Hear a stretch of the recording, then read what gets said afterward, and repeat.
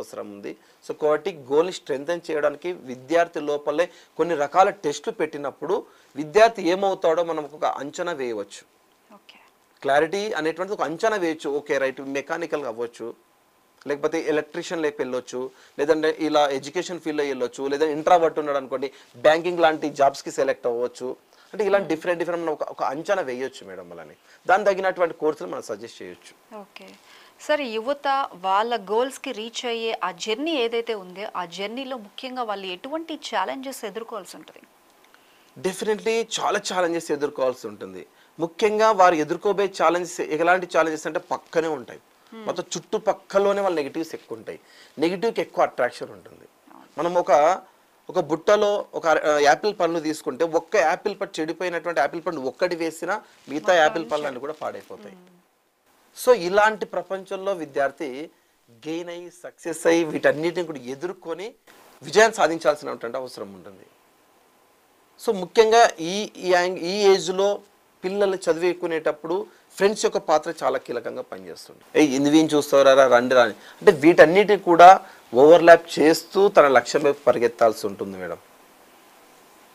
Okay, ఇప్పుడు parents పాత్ర, ఇప్పుడు పిల్లలు ఏదైతే వాళ్ళ గోల్స్ రీచ్ అవ్వాలి అనుకుంటారో పేరెంట్స్ దగ్గర చెప్తారు ముందుగా, నేను ఇది అవ్వాలనుకుంటున్నాను, ఇది చేయాలనుకుంటున్నాను. కానీ పేరెంట్స్ దగ్గర నుంచి అంత ఫుల్ సపోర్ట్ వాళ్ళకి వస్తుందా? మోస్ట్లీ రాదు, డిస్కరేజ్మెంట్ ఎక్కువ ఉంటుంది. అవును, మరి పేరెంట్స్ ఎలా వాళ్ళతో ఉండాలి? ఇక్కడ పేరెంటింగ్ అనేది కూడా మన ఇండియాలో చాలా వెనుకబడింది. పేరెంటింగ్ అనేది చాలా ఇంపార్టెంట్. మీకు థామస్ అల్వా ఎడిసన్ ఒక స్టోరీ మీకు తెలుసు. తను ఒక బుద్ధిమాంద్యుడిగా ఉన్నటువంటి స్టూడెంట్. తను ఏ స్కూల్కి వెళ్ళినా కూడా వెంటనే రిజెక్ట్ చేసి అడ్మిషన్ క్యాన్సిల్ చేసేటువంటి పరిస్థితి నుంచి ఒకరోజు తన ప్రిన్సిపాల్ తన మదర్ని పీల్చేసి రిటర్న్ పంపిస్తే ఆ లెటర్లో తన కొడుకు గురించి మొత్తం అక్కడ ఉంటుంది, నెగిటివ్ మార్క్స్ ఉంటుంది, మొత్తం నెగిటివ్ ఉంటుంది. బట్ దాన్ని పాజిటివ్గా, నాన్న నువ్వు జీనియస్, నాన్న నువ్వు ఇంటెలిజెంట్, నాన్న నీకు ఏ స్కూల్కి వెళ్ళినా నీకు టీచింగ్ చేసేటువంటి ఎబిలిటీస్ ఏ టీచర్స్కి లేవు నాన్న, నీవు కనుక మంచి స్కూల్లో చదవాలి అనేటువంటి నువ్వు ఎక్కడికి వెళ్ళినా నీకు చెప్పే కెపాసిటీ ఎవరికి లేదు కాబట్టి మరి ఎలా అమ్మా అంటే నేను టీచింగ్ నేనే చేస్తాను అని చెప్తుంది. అంటే ఒక దాదాపు ఒక 200-300 ఇయర్స్ 200 ఇయర్స్ కిందనే ఇలాంటి పేరెంటింగ్ మనకు లభించింది. బట్ అదే పొజిషన్ ఈరోజు ఉందా? లైఫ్ ఒకసారి బిల్ గేట్స్ తను నిరంతరం ఎప్పుడు కూడా మొత్తం సిస్టంలో కంప్యూటరైజ్ ప్రోగ్రామింగ్ కూర్చుంటే మంచి యూనివర్సిటీ హార్వర్డ్ యూనివర్సిటీలో చదివేటప్పుడు తను వాళ్ళ మదరు భయపడేసింది.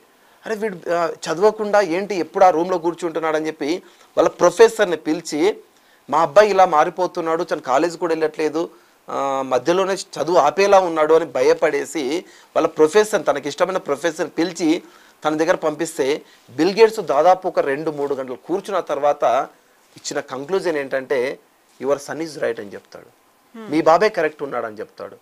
అంటే అలా గోల్ ఎవరికైతే క్లారిటీ ఉంటుందో పేరెంట్స్నే కాదు ఎవరినైనా కూడా కన్విన్స్ చేయొచ్చు. కాబట్టి వాళ్ళ యూత్లో ఈ టీనేజ్లో ఉన్నటువంటి ఎబిలిటీస్ చాలా పవర్ఫుల్ అండి. అది అర్థం చేసుకునే కెపాసిటీ పేరెంట్స్కి ఉండాలి.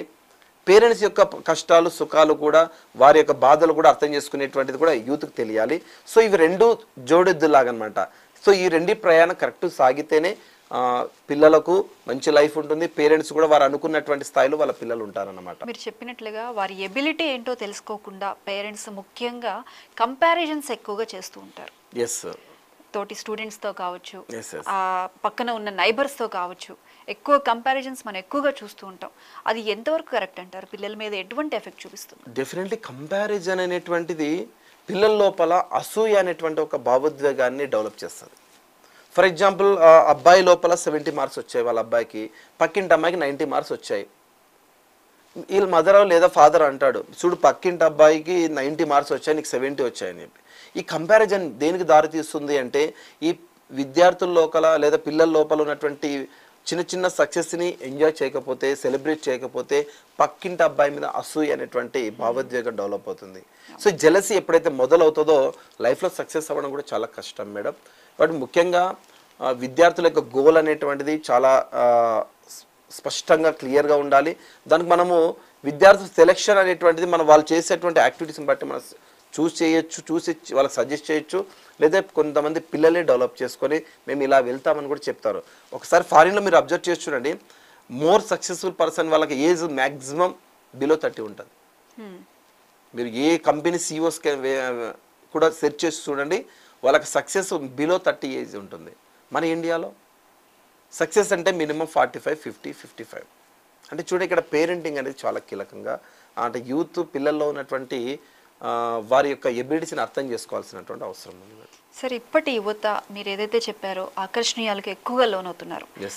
Diversions, other navigations, Yes. వీటి వైపు వెళ్లకుండా ఏదైతే మనం లక్ష్యం పెట్టుకున్నామో ఆ గోల్ వైపు నడిపించడానికి ఎటువంటి మన కేర్ తీసుకోవాలి ముఖ్యంగా పేరెంట్స్? ముఖ్యంగా పిల్లలు చేస్తున్నటువంటి పనులపైన ఒక అబ్జర్వేషన్ ఉండాలి. అలాగే వారు ఎవరితో మాట్లాడుతున్నారు, ఏ ఫ్రెండ్స్తో కలిసి తిరుగుతున్నారు అనేది చాలా ఇంపార్టెంట్. ఒక గోల్ సాధించడంలో ముఖ్యంగా కీలక పాత్ర 3 అంశాలు పోషిస్తాయి మేడం. ఒకటి వచ్చేసి వారికి ఆలోచన విధానం ఎలా ఉంది, థింకింగ్, వాళ్ళు ఎవరితో ఎలాంటి విషయాలు మాట్లాడుతూ ఉన్నారు, ఎలాంటి విషయాలు మాట్లాడుతూ అంటే టాకింగ్, నెక్స్ట్ ఎలాంటి వ్యక్తుల సంబంధించిన పనులు చేస్తున్నారు. ఈ 3 అంశాలు అంటే ఆలోచన ఎలా ఉన్నాయి, వారి మాటలు ఎలా ఉన్నాయి, వారు చేసే పనులు ఎలా ఉన్నాయి, వీటికి లింక్ అప్పే వారి భవిష్యత్తును నిర్దేశిస్తాయి. కాబట్టి ఆలోచన విధానం ఎలా ఉంది, మనం ఏదైనా ఒక అంశం ఫర్ ఎగ్జాంపుల్ ఇంట్లో ఎలా ఉన్నాడు, నాన్న ఉన్నప్పుడు ఎలా ఉన్నాడు, నాన్న లేనప్పుడు ఎలా ఉన్నాడు, అదే ఒరిజినల్. నాన్న లేనప్పుడు ఎలా ఉన్నాడో మన అబ్బాయి అదే ఒరిజినల్. క్లాస్ రూమ్లో టీచర్ ఎలా ఉన్నప్పుడు ఎలా ఉన్నాడు, లేనప్పుడు ఎలా ఉన్నాడు, ఒరిజినల్ బిహేవియర్ ఏంటంటే టీచర్ లేనప్పుడు ఆబ్సెన్స్లో ఎలా ఉన్నాడో అదే ఒరిజినల్ క్యారెక్టర్. సో కాబట్టి థింకింగ్స్ ఎలా ఉన్నాయి, వారు ఎలాంటి విషయాలు మాట్లాడుతూ ఉన్నారు, ఎవరితో ఎలాంటి పనులు చేస్తూ ఉన్నారు అనేటువంటిది అబ్జర్వ్ చేయాల్సి ఉంటుంది.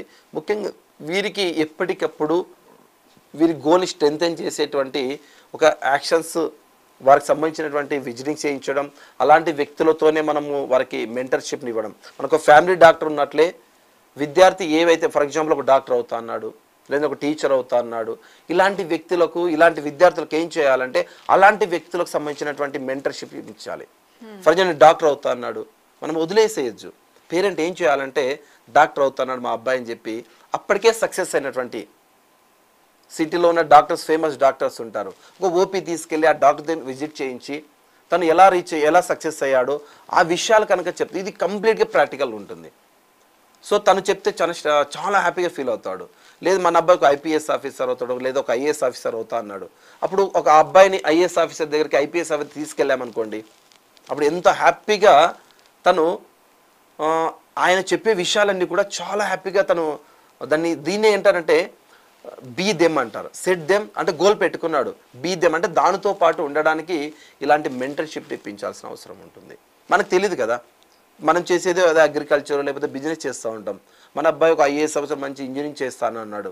సో కాబట్టి వెంటనే మెంటర్షిప్ ఎవరితో ఇప్పించాలి, ఆ తాలూకు సంబంధించిన మాస్టర్ ఎవరున్నారో వారి మెంటర్షిప్ ఇప్పించి దానికి సంబంధించిన విషయాలు అలాంటి వ్యక్తితో ఫ్రెండ్షిప్ కనుక చేయించగలిగితే అది కంటిన్యూటీ చేయించవచ్చు మేడం. అప్పుడు ఏమవుతుందంటే ఇలాంటి డిస్ట్రాక్షన్స్ ఏవి కూడా విద్యార్థి దగ్గరికి దరిదాపులో కూడా రావు. సో అయితే కొన్నిసార్లు మంచిదే,